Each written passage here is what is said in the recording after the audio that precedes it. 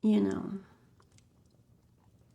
I think I'm finally starting to figure out who I am, which sounds strange, considering how long I've been alive.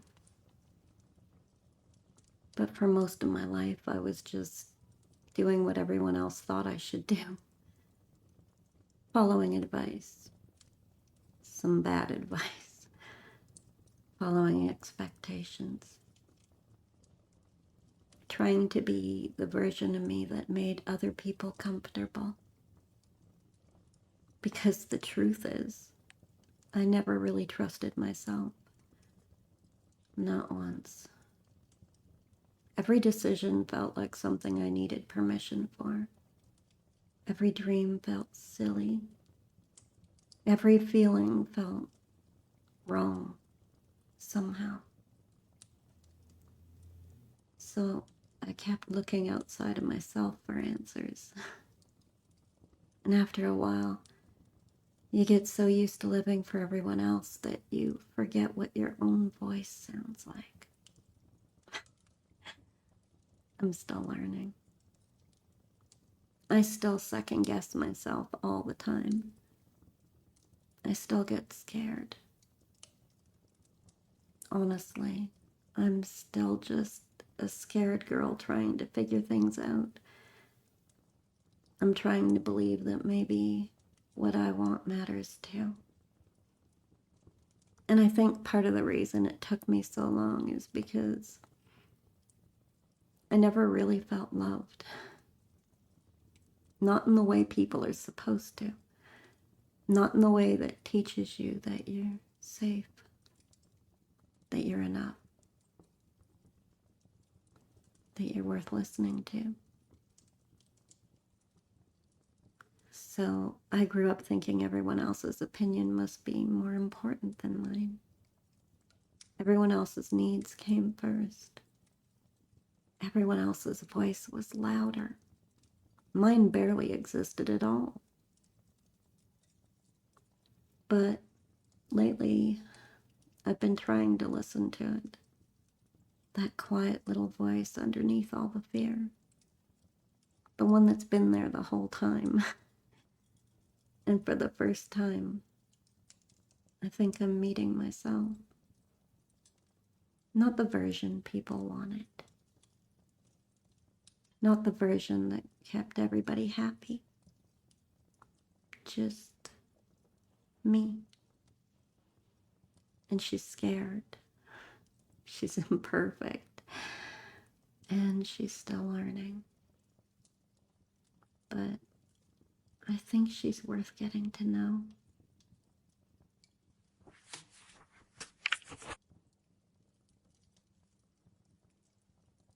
It's funny.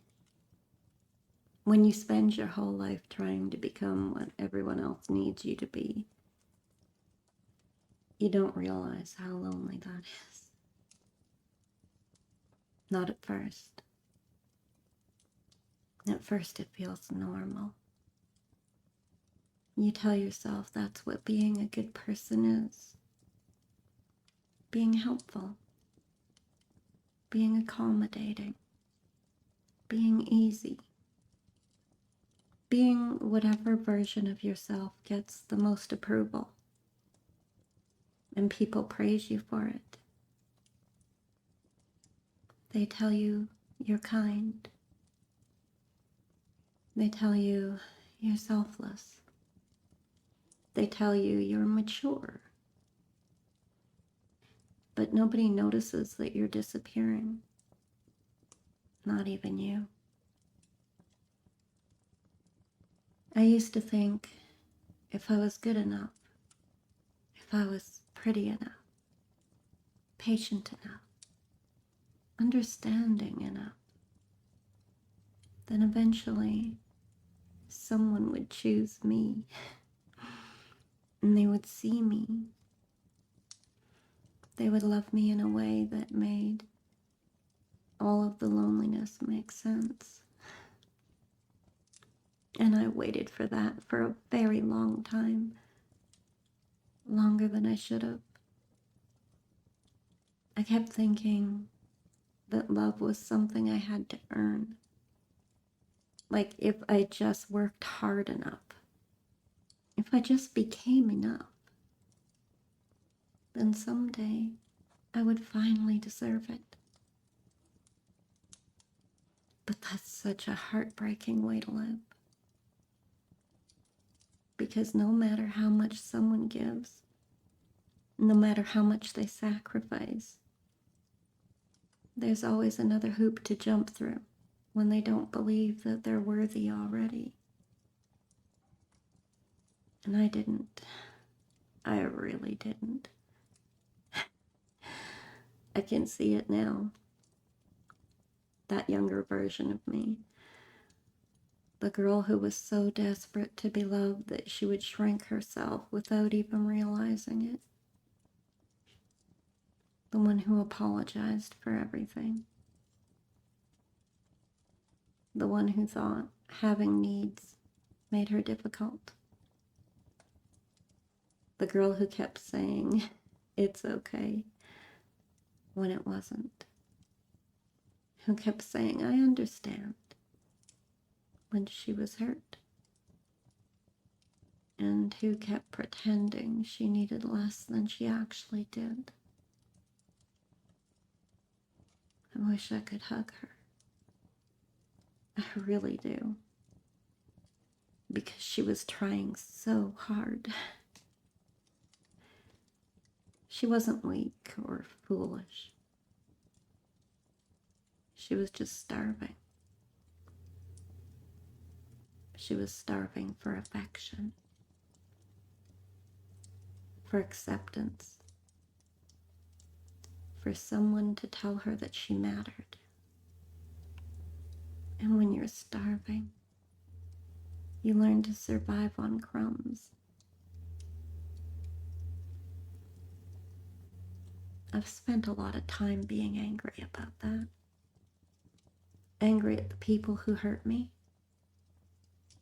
Angry at the people who didn't see me. Angry at the people who took and took and took. But lately, I've been feeling something different. Not forgiveness exactly, just understanding.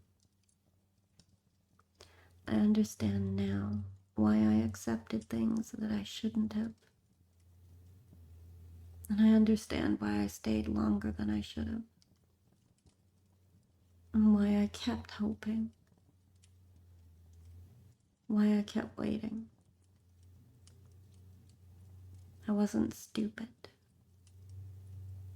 I was lonely. There's a difference.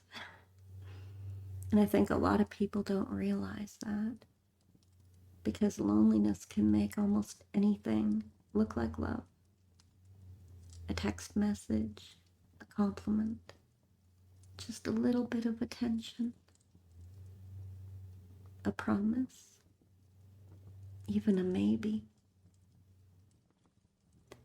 When you've gone a long time without feeling chosen, even uncertainty can feel intoxicating.